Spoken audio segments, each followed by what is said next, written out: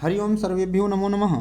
आज आप संस्कृत व्याकरण प्रवेशिका बाबूराम सक्सेना जी का व्याकरण अध्ययन कर रहे हैं, जो कि टीजीटी, पीजीटी अन्य प्रतियोगी परीक्षाओं में उपयोगी है। प्रथम सोपान के अंतर्गत वर्ण विचार का आप अध्ययन करेंगे। संस्कृत शब्द का अर्थ है संस्कार की हुई, परिमार्जित, शुद्ध, संप्रति। इस शब्द से आर्यों की साहित्यिक भाषा का बोध होता है।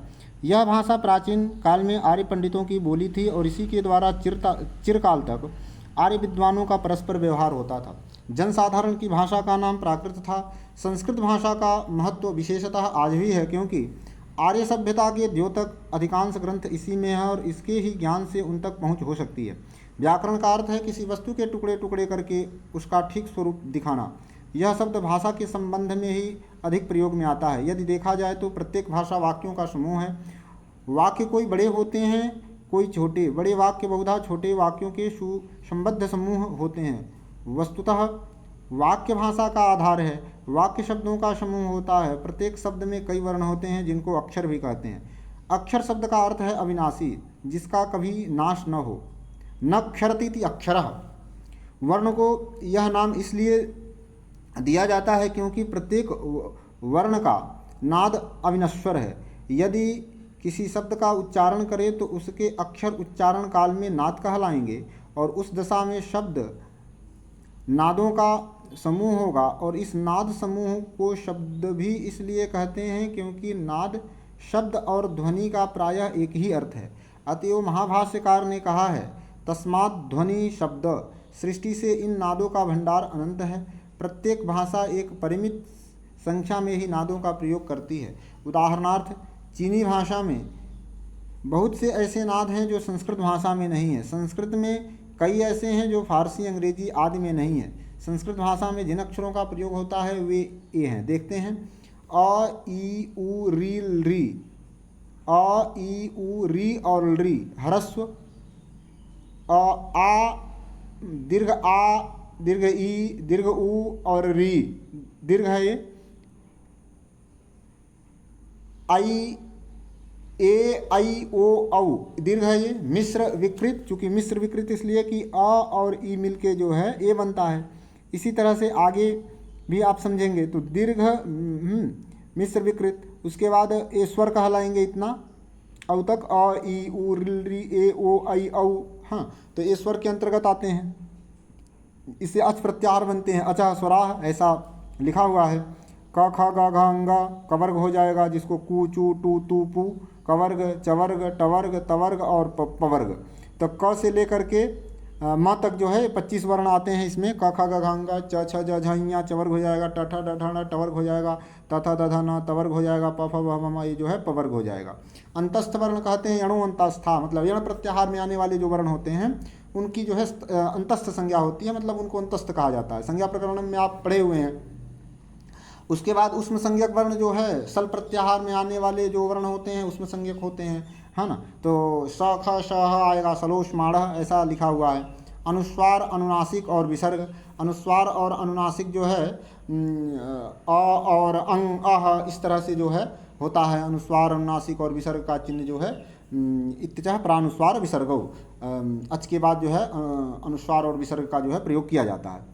अब पाणिनि ने इन्हीं अक्षरों को इस क्रम में जो है बांटा है, जो कि आप माहेश्वर सूत्र के नाम से जानते हैं। परीक्षा में यह पूछा जाता है कि माहेश्वर सूत्रों की संख्या कितनी है, 14 है। और सबसे महत्वपूर्ण यहाँ पर आप ध्यान रखेंगे कि बीच में कभी कभी ये भी पूछा जाता है कि 5वें नंबर पर कौन सा सूत्र आएगा, छठे नंबर पर कौन सा सूत्र आएगा। तो इसके नंबरिंग को भी जो है आप याद रखेंगे। जैसे पहले नंबर पे आयुण है, फिर दूसरे पर ऋलृक है, ईवोंग है, अयौच है, हैवरट है, लण है, यम गणनम, झभई, घड़धस, जबगड़दस, खपछटट, चटतव, कपय, शस्सर, हल।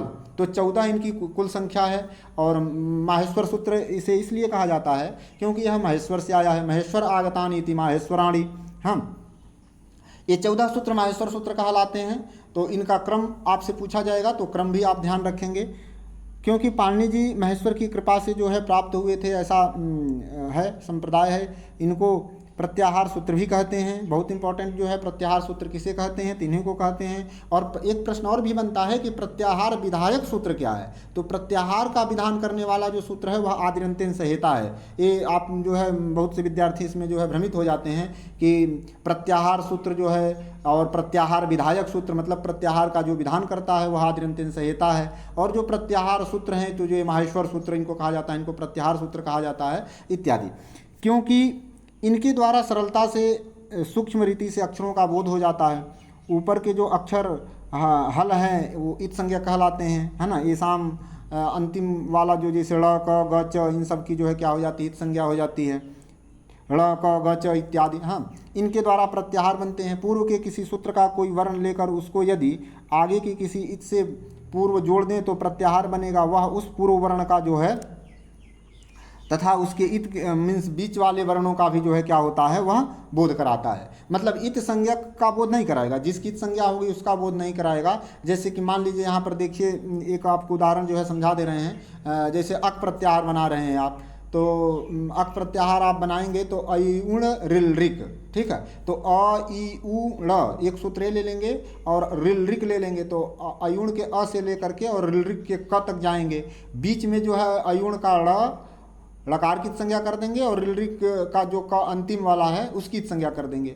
किंतु आदिरंत्यन संहिता आएगा और फिर बताता है कि जो है अंत जो इत जिसके अंतिम वाले की संज्ञा किए थे, क की संज्ञा किए थे, रिलरिक के क की, अंत जो इत उसके सहित जो आदि वर्ण यहाँ पर क्या था? तो अयुण का अ था। तो ये मिल करके जो है अपने मध्यगामी वर्णों का बोध कराएंगे। तो मध्यगामी में जैसे अ ई उ और री चार था, तो इस तरह से री के बाद री भी है, अ ई उ री और री। इस तरह से 5 अक्षरों का जो है आपको अक प्रत्याहार कहने से बोध होता है। बीच में जो ड़ था तो उसकी संज्ञा कर दिए थे, उसकी गणना नहीं होती है, उसका जो है तस् लोपा से फिर जो है लोप हो जाएगा। इस तरह से अब सल प्रत्याहार भी है। तो सल प्रत्याहार में सक्षर और हल 2 सूत्र लेंगे, और सक्षर में र की संज्ञा कर देंगे और हल में ल की संज्ञा कर देंगे। तो आदि वाला जो तालब्दी सकार था सक्षर का, ओ स, और हल वाला ल, ये दोनों मिल करके मतलब सल कहेंगे। तो बीच में स ख स ह 4 अक्षरों का जो है बोध होता है। ये प्रत्याहार बनाने की जो है प्रक्रिया है। प्रत्याहार विधायक सूत्र देखिए आदिरंत्यन संहिता यहाँ दे दिया गया है। इसी तरह से आगे बढ़िए। यद्यपि प्रत्याहार की इस विधि के अनुसार उनकी संख्या सहस्रों हो सकती है, तथापि जो पाणिनि जी ने जो जिन सूत्रों में जो है प्रत्याहारों का जो है विवेचन किया है, वे जो है उनकी संख्या यद्यपि 43 है। इसका कारण क्या है कि मुनित्रय पाणिनि कात्यायन और पतंजलि को व्याकरण शास्त्र की प्रक्रिया में जितने प्रत्याहारों की आवश्यकता पड़ी और फलतः जितने का उन्होंने उपदेश किया उतने ही प्रत्याहार प्रयोग में आए गए, आपको ये पहले बता दिए हैं। मतलब जो पाणिनि जी मुनि ने और वार्तिककार जी ने जिन प्रत्याहारों की सूत्रों में जो है जहाँ यथा स्थान में जैसे ज़रूरत पड़ी उस का जैसे जो है वर्णन किया है, विवेचन किया है, उन्हीं प्रत्याहारों को जो है आप समझेंगे। मतलब अपने मन से कोई प्रत्याहार नहीं बनाना है। जो आचार्य मुनित्रय जो बताए हैं उन्हीं प्रत्याहारों की जो है चर्चा करेंगे और वही प्रत्याहार आप समझेंगे, जो कि यहाँ पर 43 प्रत्याहार आप जो है इस पुस्तक के अनुसार समझेंगे। सक्सेना जी के व्याकरण के अनुसार यहाँ पर जो है 43 जो है प्रत्याहार आप जानेंगे। इसके बाद जो है आवश्यकता पड़ने पर उनकी संख्या बढ़ भी सकती थी। अब जैसे मिश्र विकृत दीर्घ किन्हीं 2 भिन्न स्वरों के मिश्रण विशेष से बनता है। जैसे अ ई ए हो जाएगा, अ उ मिल करके ओ हो जाता है। स्वर का अर्थ है ऐसा वर्ण जिसका उच्चारण अपने आप हो सके, जिसको दूसरे वर्ण से मिलने की अपेक्षा न हो। ऐसे वर्ण जिनका बिना किसी दूसरे वर्ण अर्थात स्वर से मिले हुए उच्चारण नहीं हो सकता व्यंजन कहलाते हैं। ऊपर क से लेकर ह तक सारे वर्ण व्यंजन हैं। क में अ मिला हुआ है, इसका शुद्ध रूप केवल क होगा। स्वरों का दूसरा नाम अच भी है, क्योंकि पाणिनि जी के क्रमानुसार स्वरवाची प्रत्याहार सूत्र सब इसके अंतर्गत आ जाते हैं। प्रथम सूत्र का प्रथम अक्षर अ और चतुर्थ सूत्र का अंतिम अक्षर च। इस प्रकार व्यंजन का दूसरा नाम हल है तो अचः स्वराः ऐसा किया जाता है। बता रहे हैं कि जो है स्वरों का दूसरा नाम अच है, तो जैसे अच प्रत्याहार के अंतर्गत अयुण के अ से लेकर के अयौच के 4 तक 4 सूत्र लेंगे, अयुण ऋलृक एवंग और अयौच। तो इस तरह से 4 सूत्र आप लेंगे तो उसके अंतर्गत जो आने वाले जो वर्ण होंगे जब आप प्रत्याहार बना लेंगे तो उस स्वर के अंतर्गत सभी आ जाएंगे। जैसे हल है तो हल के अंतर्गत जो है वरट के ह से लेकर के और हल के ल तक के जो है पूरा आपका व्यंजन आ जाता है। तो इस तरह से जो है आप हल को व्यंजन समझेंगे और अच को जो है स्वर समझेंगे। जैसे हल चिन्ह जैसे लगाए जाते हैं, जैसे हलंत का चिन्ह जो होता है, ठीक है। तो अब उदित के पंचम वर्ण अर्थात ग य ण न म की भी जो है अनुनासिक संज्ञा होती है। तो इनका उच्चारण मुख और नासिका दोनों से होता है। देखिएगा सूत्र भी है, मुख नासिका वचनो अनुनासिक, मुख सहित नासिक उच्चार्यमाण वर्णो अनुनासिक संज्ञा स्यात्। तो ये अनुनासिक संज्ञा करने वाला सूत्र है। तो कौन सा, जैसे आदिरंत्यन संहिता भी आपने पढ़ा, तो आदिरंत्यन संहिता ये प्रत्याहार विधायक जो है सूत्र है, मतलब ये विधि प्रत्याहार विधान करता है। प्रत्याहार का जो है जैसे प्रत्याहार सूत्र से आप महेश्वर सूत्र से ले आते हैं अच प्रत्याहार बनाने के लिए अयुण ऋलृक एवंग अयौच, फिर उसके बाद जो है उनके अंतिम वाले वर्णों की इत संज्ञा करते हैं, इत संज्ञा करके फिर तस्य लोपः से लोप करते हैं और फिर पुनः जो है आदिरंत्यन संहिता लगा करके और अंतिम जो है प्रत्याहार की सिद्धि आप कर लेते हैं। मुख नासिका वचनो अनुनासिका, यह अनुनासिक संज्ञा करता है। मुख और नासिका के सहित जिन वर्णों का उच्चारण होता है उसकी अनुनासिक संज्ञा होती है। पहले ही आपको जो है बताया गया है। और लोक सिद्धांत कौमुदी का भी जब आप अध्ययन करेंगे तो वहाँ पर जो है यह सभी सूत्र आपको उपलब्ध हो जाएंगे। स्वर 3 प्रकार के होते हैं। अब स्वर 3 प्रकार के होते हैं, जैसे उकालो ह्रस्व दीर्घ प्लुतः, सूत्र देखिए नीचे लिखा हुआ है। और पाणिनि जी जो है जब सूत्र बना रहे थे तो ह्रस्व दीर्घ और प्लुत इस तरह के जो है, जैसे मुर्गा जो है प्लुत स्वर में बोलता है, तो इसी को दृष्टिकोण में रख करके और स्वर 3 प्रकार के होते हैं, ह्रस्व दीर्घ और प्लुत। तो ह्रस्व और दीर्घ अ आ इस तरह से जो है प्लुत स्वर की जो है उच्चारण आप समझेंगे। आगे देखिए, स्वर के उच्चारण में यदि एक मात्रा का समय लगे तो उकालो ह्रस्व दीर्घ पुलतः ऊश्च ऊश्च ऊश्च वह वाम कालो युव कालो यस्य सो अच क्रमात् ह्रस्व दीर्घ पुलुत संज्ञा स्यात्। तो ह्रस्व दीर्घ पुलुत संज्ञा या करता है। यह भी जो है देखिएगा उकालो ह्रस्व दीर्घ पुलतः भी संज्ञा सूत्र है। कौन सी संज्ञा करता है? तो ह्रस्व दीर्घ पुलुत संज्ञा करता है। मुख नासिका वचनो अनुनासिका, यह अनुनासिक संज्ञा करता है, यह भी संज्ञा सूत्र है। तो स्वर के उच्चारण में जैसे कि आपने पढ़ा उच्च ऊश्च ऊश्च, तो इन तीनों स्वरों के उच्चारण में जितना समय लग रहा है उतना ही समय यदि किसी अन्य स्वर के उच्चारण में लगे तो उन स्वर की भी जो है ह्रस्व दीर्घ प्लुत संज्ञा हो जाती है। तो स्वर के उच्चारण में यदि एक मात्रा समय लगे तो वह एक मात्रो भवेद् ह्रस्वः, द्विमात्रो दीर्घ उच्यते, त्रिमात्रस्तु प्लुतो ज्ञेयः व्यंजनम चार्धमात्रकम। तो व्यंजन की जो मात्रा होती है वह आधी होती है, अभी इसको भी समझाएंगे। तो देखिएगा, एक मात्रा जो होता है एक मात्रो भवेद् ह्रस्व, जैसे अ, 2 मात्रा लगे तो आ, ये क्या हो जाएगा? दीर्घ हो जाएगा। 3 मात्रा तो 3 मात्रा जिसमें रहेगा तो मतलब अ लिख करके उसके आगे 3 का वो चिन्ह लगा देते हैं तो वो पुलुत स्वर हो जाता है, जैसे देखिए लिखा हुआ है। अब इसी अंतिम प्रकार के स्वर का प्रयोग प्रायः पुकारने में होता है, जैसे कि जो दूर से संबोधित जो वाक्य का जो टी होता है उसी की प्लुत संज्ञा होती है। जब आपको प्रकृति भाव प्रकरण पढ़ाएंगे संधि के अंतर्गत, प्रकृति भाव के अंतर्गत, तो वहाँ पर आप देखेंगे कि जो है दूरात संबोधने, दूर से संबोधित, जैसे मान लीजिए राम है, कृष्ण है, दूर हैं, तो उनको जब आपको संबोधित करना होगा, बुलाना होगा, तो प्लुत स्वर में बुलाएंगे, ओ राम इधर आओ। तो इस तरह से जो है वही जो है प्लुत होता है। तो वही लिखा हुआ है प्लुत स्वर। उच्चारण के अनुसार ही उन्हीं स्वरों के 3 भेद होते हैं, जैसे उदात्त, अनुदात्त और जो है स्वरित। सभी स्वर फिर 2 प्रकार के होते हैं, एक अनुनासिक जिसमें नासिका से भी उच्चारण में कुछ सहायता ली जाती है, जैसे आ ए ऐ, इस तरह से आप इसका जो है उच्चारण करेंगे। और दूसरा अनुनासिक। अनुनासिक का मतलब होता है न अनुनासिका इति अनुनासिका, मतलब जिसका उच्चारण नासिका से न हो रहा हो। हाँ, तो इस तरह से अनुनासिक मतलब सादे, जैसे अ आ ए ऐ इत्यादि। व्यंजनों में कई भेद हैं, क से लेकर म तक के व्यंजन जो है स्पर्श कहलाते हैं, जैसे कादियो मावसाना स्पर्शा कहा गया है। क से कादियो मावसाना स्पर्शा का मतलब क से लेकर के म तक जो है स्पर्श संज्ञा कहलाते हैं।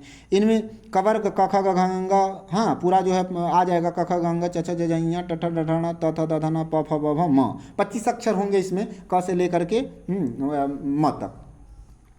ये सब स्पर्श संज्ञक कहलाते हैं। परीक्षा में प्रश्न पूछा जाएगा आपसे कि तकार की जो है स्पर्श संज्ञा है कि नहीं है ना। तो इस तरह से आप देखते रहेंगे। अब अंतस्थ किसको कहा जाता है? तेणु अंतस्था पहले ही बताएं, य व र ल ये अंतस्थ कहलाते हैं, अर्थात स्वर और व्यंजन के बीच के, है ना। अब देखिएगा सख सह ये उसमें संज्ञक हैं, सलो उस्माड़, इस तरह से याद रखिए। इनका उच्चारण करने के लिए भीतर से जरा अधिक जो है श्वास लानी पड़ती है। विसर्ग को वस्तुतः एक छोटा ह समझना चाहिए। यह सदा किसी स्वर के अंत में रहता है। इत्यचः परानुस्वार विसर्गौ, इति अचः पर, अच के बाद अनुस्वार और विसर्ग का प्रयोग होता है। पंक्ति याद रखिएगा। इत्यचः परानुस्वार विसर्ग, ये आपको जो है इत्यचः परानुस्वार विसर्गौ ये वहाँ पर मिल जाएगा आपको। लोक सिद्धांत कौमुदी के संज्ञा प्रकरण का वाचन आप जब करेंगे तो वहाँ पर आपको उपलब्ध हो जाएगा ये। इसके बाद देखिएगा, किंतु उच्चारण की विशेषता के कारण इसका व्यक्तित्व अलग है। अब जैसे दंती सकार अथवा र का एक रूपांतर मात्र है। दंती सकार रेफ रुत्व विसर्ग बोलते हैं, दंती सकार का रेफ होता है, फिर रेफ के स्थान में विसर्ग होता है, किंतु उच्चारण मात्र से जो है इसमें जो है परिवर्तन आता है, तो वही विशेषता के कारण इसका व्यक्तित्व अलग है। यह जिस स्वर के पश्चात जुड़ा होगा उसी के उच्चारण स्थान से उच्चरित होगा। तो जैसे मान लीजिएगा अह, कह, हाँ, खह, तह, इस तरह से जो है उसका उच्चारण जो है होता है। क और ख के पूर्व कभी कभी अर्ध विसर्ग का उच्चारण के प्रयोग में आता है। तो जैसे मान लीजिए अर्ध विसर्ग है, अब अर्ध विसर्ग क और ख के पहले रहेगा तो जिह्वा मूल्य हो जाएगा, और प और फ के पहले रहेगा तो अर्ध विसर्ग तो उपदमानीय कहलाता है। प और फ के पहले उपदमानी और क और ख के पहले अर्ध विसर्ग रहे तो जिह्वा मूल्य। ये आप देख लीजिएगा थोड़ा, इसमें से क्वेश्चन आपसे पूछा जाएगा। एक मात्रो भवेत् ह्रस्व और द्विमात्रो दीर्घ उच्यते, त्रिमात्रस्तु पुल्तो गयः व्यंजनम चार्ध मात्रकम। परीक्षा में पहले पूछा भी गया है व्यंजन की कितनी मात्रा होती है। तो व्यंजन की मात्रा आधी होती है। जैसे क लिख करके और नीचे हलंत का चिन्ह दे देंगे तो उसका जो है आधी मात्रा जो है वो हो जाएगी। और जब उसमें कोई फिर स्वर जुड़ जाएगा तब वह जा करके फिर जो है, हाँ, जो भी स्वर जुड़े, जैसे मान लीजिए आप अ जोड़ दिए, आ जोड़ देंगे तो का हो जाएगा, ई जोड़ देंगे की हो जाएगा। तो इसी तरह से अब यहाँ पर देखेंगे और भी सूत्र दिए गए हैं। जैसे उच्चैरुदात्तः, नीचैरुदात्तः, समाहारः, स्वरितः। तो उदात्त संज्ञा उच्चैरुदात्तः, अनुदात्त संज्ञा नीचैरुदात्तः और समाहारः स्वरितः से जो है स्वरित संज्ञा। उच्चैरुदात्तः, नीचैरुदात्तः, समाहारः स्वरितः, उच्चारण स्थान के उच्च अंश से उच्चरित स्वर, है ना। उदात्त संज्ञा और अधोभाग से उच्चरित जो स्वर होगा अनुदात्त, और समाहारः स्वरितः वर्ण धर्मो यत्र समाह्रियते, है ना। तो उदात्तत्वा अनुदात्तत्वे वर्ण धर्मो यत्र समाह्रियते, तो वहाँ पर जो है समाहारः स्वरितः हो जाता है। और उदात्त, अनुदात्त और स्वरित जो है आप इस तरह से यहाँ पर समझेंगे। कादियो मावसानः स्पर्शा आपको समझा ही दिए हैं। यणो अंतस्था, यण प्रत्याहार में आने वाले अक्षर अंतस्थ कहलाते हैं। और शल उष्माणः, शख, श, इनकी जो है उष्म संज्ञा होती है। आगे देखेंगे, अनुस्वार यदि पंचवर्गीय अक्षरों के पूर्व आवे तो उसका उच्चारण उस वर्ग के पंचम अक्षर सा होता है। यदि अन्यत्र आवे तो उसका एक विभिन्न ही केवल नासिका से उच्चारण होता है। इस कारण इसका व्यक्तित्व भी क्या है, अलग है। व्यंजनों का एक भेद अल्प प्राण और महाप्राण भी किया जाता है। जिनके उच्चारण में कम श्वास की आवश्यकता होती है वे अल्प प्राण कहलाते हैं, जिसमें मतलब प्राण वायु कम खर्च हो, मीन्स अल्प प्राण हो जाएगा। और जिनमें अधिक होती है वे जो है महाप्राण कहलाते हैं। वर्गों के प्रथम, तृतीय और पंचम वर्ण तथा अंतस्थ ये क्या होते हैं, अल्प प्राण होते हैं। देखिएगा, वर्गाणाम प्रथम तृतीय पंचमा यणश्च अल्प प्राणः, वर्गाणाम प्रथम तृतीय पंचमा यणश्च अल्प प्राणः। याद कर लीजिएगा इसको।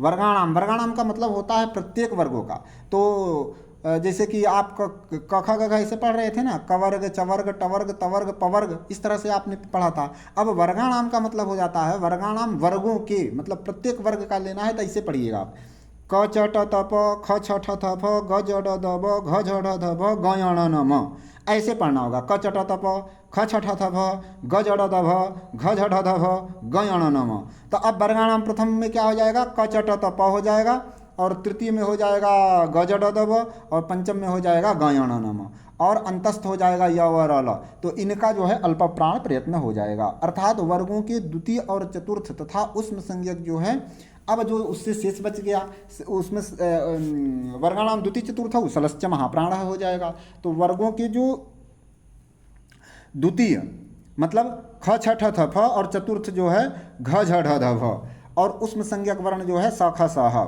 ये महाप्राण कहलाएंगे। तो अल्प प्राण महाप्राण से भी एक क्वेश्चन रहता है, तो इसको बड़े अच्छे से आप कंठस्थ करेंगे। उच्चारण करने का उपाय यह है कि अंदर से आती हुई श्वास को स्वच्छंदता से मतलब स्वतंत्रता से न निकाल कर उसे मुख के अवयव विशेष से तथा नासिका से विकृत करके निकाला जाए। इस विकार से उत्पन्न करने में नासिका तथा मुख के भाग प्रयोग में आते हैं। विकार के कारण नादों में भेद पड़ जाता है। जिन जिन अवयवों से विकार उत्पन्न किया जाता है उनको नादों का स्थान कहते हैं। हमारे वर्णों का इस प्रकार से है, देख लीजिएगा। अब कंठ, तालु, मूर्धा, दंत और ओष्ठ मतलब उच्चारण स्थान आपको समझाया जाएगा यहाँ पे। तो उच्चारण स्थान समझने के लिए सबसे पहले आप देख लीजिएगा, कुछ नीचे जो है दिए गए हैं, जो है सूत्र दिए गए हैं इसके। वर्गाणाम प्रथम तृतीय पंचमा अड़स चल्प प्राण समझा दिए हैं, पंक्ति याद करना होगा। वर्गाणाम प्रथम तृतीय पंचमा अड़स चल्प प्राण, वर्गाणाम द्वितीय चतुर्थौ षष्ठ महाप्राण प्राणा। वर्गाणाम का मतलब आपको बताए हैं कि कवर्ग क ख ग घ अंग ऐसे नहीं पढ़ना है, ये वर्ग हो जाएंगे। और वर्गाणाम प्रत्येक वर्ग से जब आप एक एक अक्षर लेंगे तो ऐसे हो जाएगा कचट तप खचट तप गजड़ दब घजड़ दब गण, ऐसे आपको कर लेना होगा, बन जाएगा। अकु विसर्जनीया नाम कंठा, चलिए इसको भी देख लेते हैं। उच्चारण स्थान जो है अकु विसर्जनीया नाम कंठा हो जाएगा अ आ। तो अ कहने से अवर्ण यहाँ पर जब कहेंगे ना तो अ ह्रस्व दीर्घ प्लुत सब आ जाएगा उसमें, और विसर्ग, ठीक है। अकुह, अ कु से कवर्ग, ह से हकार। देखिए हकार इसमें जो है नहीं लिखा हुआ है, हकार छूट गया है, लेकिन आप इसको समझे रहेंगे, ठीक है। अकुह विसर्जनीया नाम कंठ, अ कु से कवर्ग, ह विसर्ग, इनका उच्चारण स्थान क्या होता है? कंठ होता है। आगे देखते हैं। इचु यशानाम तालु, इकार, ई से इकार, चू से चवर्ग। इकार का मतलब दीर्घ, ह्रस्व दीर्घ प्लुत सब आ जाएगा। इसमें केवल ह्रस्व और दीर्घ लिखा है, लेकिन प्लुत इत्यादि 18 प्रकार के अ जो है वो उनका ग्रहण जो है किया जाता है। तो इकार कहने से, अकार कहने से, रिकार कहने से, आगे जब वो अणुत सवर्ण से चा प्रत्यय सूत्र आपको जब पढ़ाएंगे तो वहाँ पर जो है वो सवर्ण ग्राहक जो है सूत्र है, तो इस तरह से आप समझे रहेंगे। ई, हाँ, यकार, चू से चवर्ग और तालब्दी सकार, इनका उच्चारण स्थान क्या होता है? इचु यशानाम तालु, चू से च छ ज झ य, ठीक है, चवर्ग का ग्रहण होगा। ऋतु रसाणाम मूर्धा, रिकार, टू टवर्ग, र और स का उच्चारण स्थान मूर्ध है। लृ तू लसानाम दंता, लृ तू से तवर्ग, ल और दंती सकार, इसका उच्चारण स्थान दंत होता है। इसके बाद देखिएगा उपपदमानिया नाम ओष्ठव, उकार, पू से पवर्ग और उपदमानी। उपदमानी किसको कहते हैं? प और फ के पहले जो अर्ध विसर्ग होता है उसको उपदमानी कहते हैं, उसका भी उच्चारण स्थान ओष्ठ होता है। यम गणना नाम नासिका च, यम गण न, इनका उच्चारण स्थान नासिका है। और चकार, चकारात मतलब च से अन्य भी है, जैसे अपने अपने वर्ग में इसका, जैसे मान लीजिए कि य है तो य का उच्चारण स्थान अपने वर्ग में, जैसे च छ ज झ य, तो इचु यसा नाम तालु, तो य का अपने वर्ग में च के साथ जो उच्चारण स्थान है तो वो तो रहेगा ही, मतलब इसका एक तालु भी है और एक नासिका हो जाएगा। इसी तरह से म का भी समझिएगा, प फ ब भ म। यदि किसी विद्यार्थी को नहीं समझ में आता है तो कमेंट बॉक्स में आप लिखेंगे, नहीं ये चीज़ें समझ में आई तो उसको और अच्छे से और व्याख्या करेंगे और बताएंगे आपको, तो इसका आप जरूर ध्यान रखेंगे। यम गणना नाम नासिका च का मतलब अपने अपने वर्ग में इनका जो उच्चारण स्थान है वह तो रहेगा ही रहेगा, इसके अतिरिक्त इनका उच्चारण स्थान नासिका भी है। च से यह ज्ञात हुआ। ए दई तो कंठ तालु, ए आई की जो है कंठ तालु जो है, और ओ दौ तो कंठोष्टम हो जाएगा। ओकार और औकार का जो है उच्चारण स्थान कंठोष्ठ है, वकार का उच्चारण स्थान दंतोष्ठ है। जिह्वा मूल्य से जिह्वा मूलम। अब जैसे मान लीजिएगा जिह्वा मूल्य किसको कहेंगे, तो क और ख के पहले जो अर्ध विसर्ग लगा रहता है उसी को जिह्वा मूल्य कहते हैं। इसका उच्चारण स्थान जिह्वा का जो मूल भाग है, जिह्वा का जो जड़ है, तो जिह्वा के मूल भाग से इसका उच्चारण होता है। और नासिका अनुस्वार से, अनुस्वार का उच्चारण स्थान नासिका से करेंगे आप, ठीक है। आगे बढ़ते हैं हम लोग। इसी क्रम में देखिएगा लिखा हुआ है जो चीज़ें आपको बता चुके हैं। यमगणना नाम नासिका च, इनके उच्चारण नासिका की सहायता से होती है। य के उच्चारण स्थान तालु और नासिका दोनों होते हैं। अंग के कंठ और नासिका इत्यादि बताए ही हैं। जैसे क ख ग घ अंग है तो अपने वर्ग में तो उसका उच्चारण स्थान कंठ होगा ही होगा, लेकिन अलग से इनका यमगणना का जो है उच्चारण स्थान नासिका है, इसीलिए इनको जो है अनुनासिक कहते हैं। मुखनासिका वचनो अनुनासिका, अनुनासिक संज्ञा करने वाला सूत्र है। ए और आई कंठ तालु, ओ औ कंठोष्ठ, वकार दंतोष्ठ, जिह्वा मूल्यस जिह्वा का जड़ भाग और नासिका अनुस्वार का जो है उच्चारण स्थान नासिका। ये सब चीज़ें आपको बता चुके हैं। इन वर्णों के उच्चारण में दो प्रकार का प्रयत्न होता है, उनके स्फुट उच्चरित होने के पूर्व और दूसरा उच्चारण क्रिया के पश्चात। अतः पहले को आभ्यंतर और दूसरे को जो है बाह्य प्रयत्न कहते हैं। अब आ गया देखिएगा यत्नोद्विधा। यत्न जो है कितने प्रकार के होते हैं? दो प्रकार के होते हैं, आभ्यंतर प्रयत्न और बाह्य प्रयत्न। आभ्यंतर प्रयत्न इसमें 5 प्रकार का होता है, आभ्यंतर प्रयत्न 5 प्रकार के होते हैं और बाह्य प्रयत्न जो है 11 प्रकार के होते हैं। तो आभ्यंतर प्रयत्न में देखिएगा स्पृष्ट, ईसत, अस्पृष्ट, ईसत, विवृत, विवृत और समृत 5 प्रकार के जो हो गए। इसमें स्पर्श, स्पृष्टम तो स्पर्शानाम, जैसे स्पर्श जो रहेंगे मतलब क से लेकर के म तक के जो अक्षर हैं वह स्पृष्ट प्रयत्न कहलाते हैं। देखिए क से लेकर के म तक के वर्ण जो आए थे, कादेव मासाना स्पर्शा जिसको बताए थे आपको, उनको स्पृष्ट कहेंगे, उनको स्पर्श संज्ञक वर्ण कहेंगे, क्योंकि स्पर्श संज्ञक जो वर्ण है वह स्पृष्ट के अंतर्गत आ रहे हैं, है ना। अंतस्थ का जो है ईसत अस्पृष्ट, ईसत अस्पृष्ट आपको बताए थे जो है अंतस्थानाम। अंतस्थ का मतलब यणो अंतस्थ, यण प्रत्याहार में आने वाले वर्णों की अंतस्थ संज्ञा किए थे तो अंतस्थ हो जाएगा ईसत स्पृष्ट जो है। उष्म संज्ञक स ख सह हो जाएगा ईसत विवृत, और स्वरों का जो है विवृत हो जाएगा, है ना। और विवृतम तो हाँ स्वराणाम, स्वरों का जो है विवृत होता है।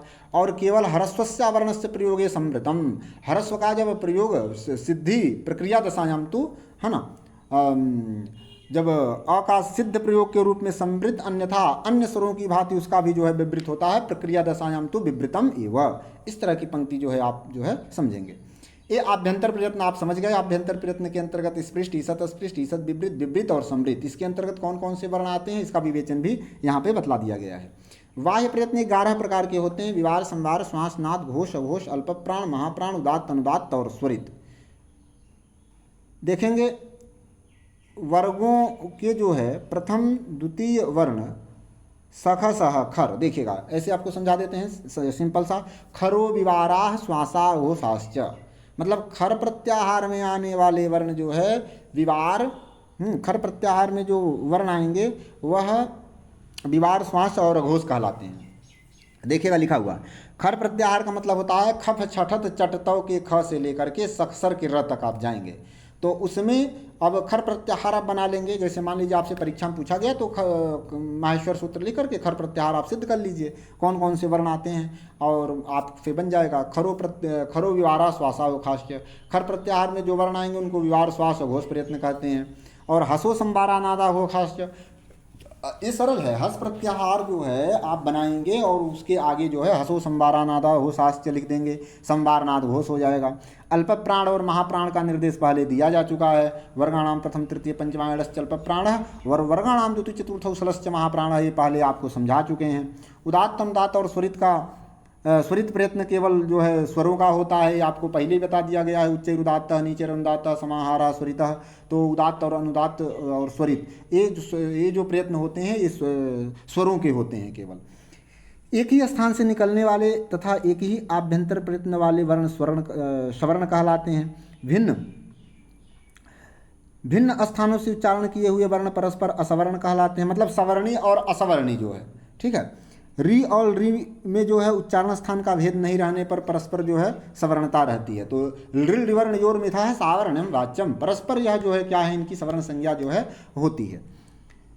नीचे पंक्ति लिखा हुआ है देख लीजिएगा, तुल्यास्य प्रयत्नम सवर्णम तालवादी स्थान और आभ्यंतर प्रयत्न, हाँ प्रयत्नश्चेते तद्वयम यस्य एन तुल्यम, यह जिसके तुल्य होते हैं, यस्य एन, है ना, तन मिथा उसका, तन मिथा, मिथा मतलब परस्पर, उनकी क्या होती है परस्पर आपस में सवर्ण संज्ञा होती है।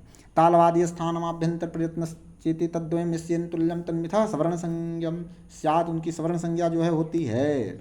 आगे देखिए, ऊपर वर्णों के उच्चारण के स्थान संस्कृत वैयाकरणों के अनुसार दिए गए हैं। आजकल किसी किसी वर्ण के उच्चारण में भेद पड़ गया है तथा री का उच्चारण हम लोग अशुद्ध नहीं करते, हाँ कोई री कहते हैं, कोई रू। श का उच्चारण स्थान मूर्धा, तालु के सबसे ऊपर का भाग जो है मूर्धा होता है ऊपर, हाँ से होना चाहिए, किंतु बहुधा लोग इसे तालब्दी सकार की तरह बोलते हैं और कोई ख की तरह। री का उच्चारण तो साहित्यिक संस्कृत के समय से ही जो है लुप्त हो गया था। वर्णमाला में ह के उपरांत बहुधा क्ष, त्र, ज्ञ देने की जो है रीति हो, किंतु ये शुद्ध वर्ण नहीं है, दो वर्णों के मेल हैं। जैसे संयुक्त वर्ण जो है जैसे कि आप प्रयोग करते हैं, जैसे मान लीजिए क और मूर्धन्य स, तो क स संयोग क्या बनता है क्ष, क्ष ऐसे उच्चारण करेंगे। मतलब हल्का जो है क का उच्चारण होना चाहिए, क्ष क्ष, क्षत्रिय क्षत्रिय ऐसे उच्चारण करेंगे। त और र त्र, ज्ञ ज्ञ और य मिला करके ज्ञ ज्ञ ऐसे बोला जाता है। ठीक है, तो इसका जो है इस कारण इनको वर्णमाला में जो है सम्मिलित नहीं करना चाहिए, इस तरह से सम्मिलित करना भूल है, कुछ अपना बता रहे हैं। लेकिन आप परीक्षा के दृष्टिकोण से इस पुस्तक का अध्ययन करेंगे, बहुत शास्त्रीय दृष्टिकोण से इसका अध्ययन नहीं करना है, शास्त्रीय दृष्टिकोण से अध्ययन करना है। आप मूल जो है पुस्तक लघु सिद्धांत कौमुदी, व्याकरण सिद्धांत कौमुदी, इन सब पुस्तकों का जो है किसी अच्छे योग्य आचार्य से, योग्य व्यक्ति से जो है आप अध्ययन करेंगे, जो कि आपको जो है सही जानकारी और जो है सही आपका मार्गनिर्देशन कर सके। ये सब पुस्तकें जो है चूँकि पाठ्यक्रम में लगी हुई हैं तो आपको पढ़ना आवश्यक है, उनका उसी दृष्टिकोण से पढ़िएगा कि जिससे आपका परीक्षा में कार्य हो जाएगा। बाकी विशिष्ट ज्ञान के लिए, शास्त्रीय ज्ञान के लिए परंपरागत जो है इन ग्रंथों का आप जो है अध्ययन करेंगे। बस आज इतना ही जो है, अब पुनः अगली श्रृंखला में हम लोग मिलेंगे जो है द्वितीय सोपान संधि के साथ। तब तक के लिए हरिओम।